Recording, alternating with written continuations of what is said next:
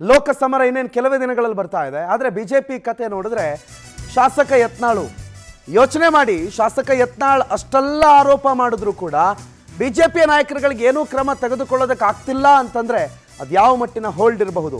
ಸದ್ಯ ಇಲ್ಲಿ ರಾಜ್ಯದಲ್ಲಿ ಏನು ಮಾಡೋದಕ್ಕಾಗಲ್ಲ ಅಂತ ಹೇಳಿ ಈಗ ಹೈಕಮಾಂಡ್ ಯತ್ನಾಳ್ ಅವರನ್ನ ದೆಹಲಿಗೆ ಕರೆಸ್ಕೊಳ್ತಾ ಇದೆ.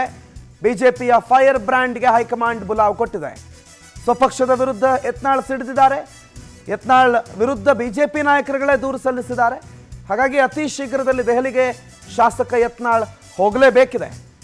ಬಿಜೆಪಿಗೆ ಕಾಂಗ್ರೆಸ್ ಅವರೇನೋ ಆರೋಪ ಮಾಡಿದ್ರೆ ಅದಕ್ಕೆ ಉತ್ತರ ಕೊಟ್ಬಿಡ್ತಾರೆ, ಅಥವಾ ಮತ್ತೊಂದೇನೋ ಆರೋಪ ಬಂದರೆ ಅವರು ಜಾಸ್ತಿ ತಲೆ ಕೆಡಿಸ್ಕೊಳ್ಳಲ್ಲ, ಅದನ್ನು ಬಹಳ ಸಲೀಸಾಗಿ ಸೊಗಸಾಗಿ ಅದನ್ನು ಕ್ಲಿಯರ್ ಮಾಡ್ಕೋತಾರೆ. ಆದರೆ ತಮ್ಮದೇ ಪಕ್ಷದ ಶಾಸಕರುಗಳು ಮಾತನಾಡುವಾಗ ಅವರ ಮಾತಿಗೆ ನಿಯಂತ್ರಣ ಹಾಕೋದಕ್ಕೆ ರಾಜ್ಯಾಧ್ಯಕ್ಷರಿಗೂ ಆಗಲ್ಲ, ವಿಪಕ್ಷ ನಾಯಕರಿಗೂ ಆಗಲ್ಲ. ಇನ್ಫ್ಯಾಕ್ಟ್ ಅವರಿಬ್ಬರ ಆಯ್ಕೆಯನ್ನು ಕೂಡ ಈ ಶಾಸಕ ಒಪ್ಕೊಂಡಿಲ್ಲ. ಹಾಗಂತ ಇವ್ರ ಮೇಲೆ ಶಿಸ್ತು ಕ್ರಮ ಆಗುತ್ತಾ? ರಾಜ್ಯದಿಂದಂತೂ ಏನೂ ಆಗ್ತಾ ಇಲ್ಲ, ಯಾವುದೇ ಶಿಸ್ತು ಕ್ರಮ ನಡೀತಾ ಇಲ್ಲ. ಇವರು ಮೇಲಿಂದ ಮೇಲೆ ಆರೋಪಗಳನ್ನು ಮಾಡ್ತಿದ್ದಾರೆ. ಹಾಗಾಗಿ ಯತ್ನಾಳ್ ವಿಚಾರವನ್ನು ಸ್ವಲ್ಪ ಒಳ್ಳೆ ರೀತಿಯಲ್ಲಿ ಹ್ಯಾಂಡಲ್ ಮಾಡಬೇಕು. ಯಾಕಂದರೆ ಲೋಕಸಭಾ ಚುನಾವಣೆಯ ದೃಷ್ಟಿಯಲ್ಲಿ ಯತ್ನಾಳ್ ಹಿಂದೆ ಒಂದಿಷ್ಟು ಮತ ಇದೆ. ಒಂದು ವೇಳೆ ಯತ್ನಾಳ್ ಅವರನ್ನು ಎದುರಾಕೊಂಡ್ರೆ ಆ ಮತಗಳು ಹೋಗಿಬಿಡುತ್ತೆ. ಹಾಗಾಗಿ ಯತ್ನಾಳ್ ಅವರನ್ನು ಹ್ಯಾಂಡಲ್ ಮಾಡೋದನ್ನು ಭಾಳ ಸ್ವಿಫ್ಟಾಗಿ ಮಾಡಬೇಕು ಅನ್ನೋ ಕಾರಣಕ್ಕೆ ಈಗ ಅವರನ್ನು ಹೈಕಮಾಂಡ್ ಬುಲಾವ್ ಕೊಟ್ಟಿದೆ. ದೆಹಲಿಗೆ ಅತಿ ಶೀಘ್ರದಲ್ಲಿ ಯತ್ನಾಳ್ ಹೋಗ್ತಾರೆ. ಅದಲ್ಲದೆ ಹೈಕಮಾಂಡ್ಗೂ ಕೂಡ ಭಾಳಷ್ಟು ಜನ ರಾಜ್ಯ ನಾಯಕರುಗಳು ಈ ವಿಚಾರದ ಬಗ್ಗೆ ದೂರು ಕೊಟ್ಟಿದ್ರಂತೆ. ರಾಜ್ಯದಲ್ಲಿ ಏನೂ ಮಾಡೋದಕ್ಕಾಗ್ತಾ ಇಲ್ಲ. ಹಾಗಾಗಿ ಅಮಿತ್ ಶಾ ಅವರು, ಜೆ ಪಿ ನಡ್ಡಾ ಅವರೇ ಇದಕ್ಕೆ ಮಧ್ಯಪ್ರವೇಶ ಮಾಡಿ ಅವರ ಮಾತಿಗೆ ಬೀಗ ಹಾಕೋದು ಅಥವಾ ಅವರಿಗೆ ಎಚ್ಚರಿಕೆ ಕೊಡೋದು ಮಾಡಬೇಕು ಅನ್ನೋ ಮನವಿಯನ್ನು ರಾಜ್ಯ ನಾಯಕರುಗಳು ಮಾಡ್ಕೊಂಡಿದ್ರು. ಈಗ ಅದಕ್ಕೆ ಪ್ರತಿಫಲವಾಗಿ ಬಿಜೆಪಿ ಶಾಸಕ ಬಸನಗೌಡ ಪಾಟೀಲ್ ಯತ್ನಾಳ್ ದೆಹಲಿಗೆ ಹೋಗಬೇಕಿದೆ. ಅಲ್ಲೊಂದು ಮೀಟಿಂಗ್ ಇದೆ. ಆ ಮೀಟಿಂಗಲ್ಲಿ ಏನು ಚರ್ಚೆ ಆಗುತ್ತೆ, ಏನು ಎಚ್ಚರಿಕೆ ಕೊಡ್ತಾರೆ, ಇವೆಲ್ಲವನ್ನು ನಾವು ಕಾದು ನೋಡಬೇಕಾಗತ್ತೆ.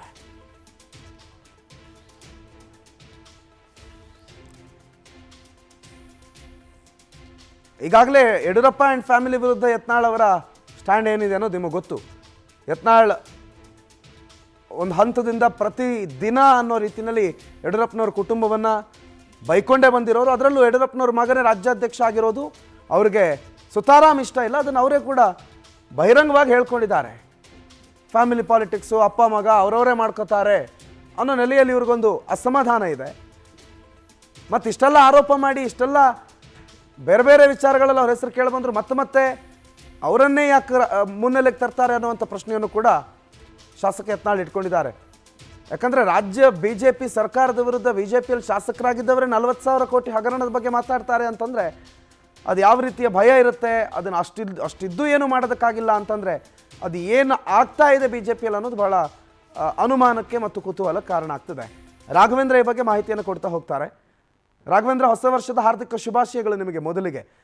ಆಮೇಲೆ ಯತ್ನಾಳ್ ವಿಚಾರದಲ್ಲಿ ಏನೇನು ಡೆವಲಪ್ಮೆಂಟ್ ಆಗ್ತಾ ಇದೆ, ಸದ್ಯಕ್ಕೆ ಅದು ಯಾವ ಸೂಚನೆ ಕೊಡ್ತಾ ಇದೆ ರಾಘವೇಂದ್ರ?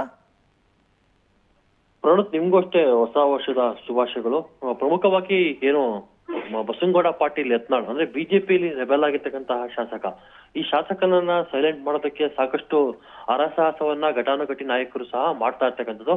ಇದೀಗ ಹೈಕಮಾಂಡ್ ನಾಯಕರು ಬುಲಾವನ್ನ ಕೊಟ್ಟಿದ್ದಾರೆ ಅಂತ ಹೇಳಲಾಗೈತೆ. ಯಾಕಂದ್ರೆ ಪ್ರಮುಖವಾಗಿ ರಾಜ್ಯದಲ್ಲಿ ಯತ್ನಾಳ್ ಅವರನ್ನೇ ಬಿಜೆಪಿ ಮೇಲೆ ಆರೋಪ ಮಾಡಿದ್ರೆ ಅದು ಕಾಂಗ್ರೆಸ್ಗೆ ಒಂಥರ ಆಯುಧ ಸಿಕ್ತಂಗೆ ಆಗುತ್ತೆ.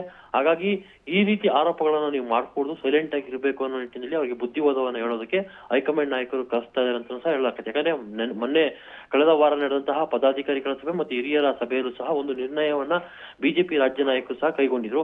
ಯತ್ನಾಳ್ ಅವರ ವಿಷಯದಲ್ಲಿ ನಾವು ಯಾವುದೇ ರೀತಿಯ ತಡೆ ಹಾಕೋದು ಬೇಡ, ಎಲ್ಲವನ್ನೂ ಸಹ ಹೈಕಮಾಂಡ್ ನೋಡ್ಕೊಳ್ಳುತ್ತೆ ಅಂತ ನಿಟ್ಟಿನಲ್ಲಿ ರಾಜ್ಯಾಧ್ಯಕ್ಷರಾಗಿರ್ತಕ್ಕಂತಹ ವಿಜಯೇಂದ್ರ ಅವರು ಸಹ ಹೇಳಿದ್ರು. ಅಲ್ಲಿ ಹಿರಿಯ ನಾಯಕರಾಗಿರ್ತಕ್ಕಂತಹ ಯಡಿಯೂರಪ್ಪನವರು ಸಹ ಸಭೆಯಲ್ಲಿ ಹೇಳಿದ್ರು. ಈ ನಿಟ್ಟಿನಲ್ಲಿ ಏನು ಹೈಕಮಾಂಡ್ಗೆನೆ ಈ ಎಲ್ಲವನ್ನು ವಿಚಾರವನ್ನ ಬಿಟ್ಟಿರೋದ್ರಿಂದ ಈಗ ಹೈಕಮಾಂಡೇ ಮಧ್ಯಸ್ಥಿಕೆಯನ್ನು ವಹಿಸಿ ಯತ್ನಾಳ್ ಅವರನ್ನ ತಣ್ಣಗೆ ಮಾಡೋದಕ್ಕೆ ಪ್ರಯತ್ನವನ್ನ ಪಡ್ತಾ ಇದೆ ಅಂತ ಹೇಳಲಾಗತ್ತೆ. ಈ ನಿಟ್ಟಿನಲ್ಲಿ ದೆಹಲಿಗೆ ಬರುವಂತೆ ಯತ್ನಾಳ್ ಅವರಿಗೆ ಬುಲಾವನ್ನ ಕೊಟ್ಟಿದೆ. ಅಲ್ಲಿ ದೆಹಲಿಯಲ್ಲಿ ಕರೆಸಿಕೊಂಡು ಮುಂಬರುವ ಲೋಕಸಭಾ ಚುನಾವಣೆಯ ಮೇಲೆ ನೀವು ಕೇಂದ್ರೀಕರಿಸಿ ನಿಮ್ಮ ಗಮನವನ್ನ.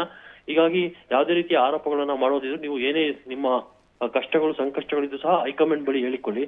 ನೇರವಾಗಿ ಯಾವುದೇ ರೀತಿಯ ಸ್ಟೇಟ್ಮೆಂಟ್ ಗಳನ್ನ ಕೊಡಬೇಡಿ, ಅದು ಪಾರ್ಟಿಗೆ ಮತ್ತೆ ನಾಯಕತ್ವಕ್ಕೆ ಧಕ್ಕೆ ಬರುತ್ತೆ. ಈ ನಿಟ್ಟಿನಲ್ಲಿ ನೀವು ಸೈಲೆಂಟ್ ಆಗಿ ಇರಬೇಕು ಅನ್ನೋ ನಿಟ್ಟಿನಲ್ಲಿ ಕೆಲವೊಂದಿಷ್ಟು ಬುದ್ಧಿವಾದವನ್ನು ಹೇಳಿಕೊಳ್ಳುವ ಸಾಧ್ಯತೆಗಳು ಅಧಿಕವಾಗಿದೆ. ಪ್ರಣತ್, ಥ್ಯಾಂಕ್ ಯು ರಾಘವೇಂದ್ರ ಮಾಹಿತಿಗೆ.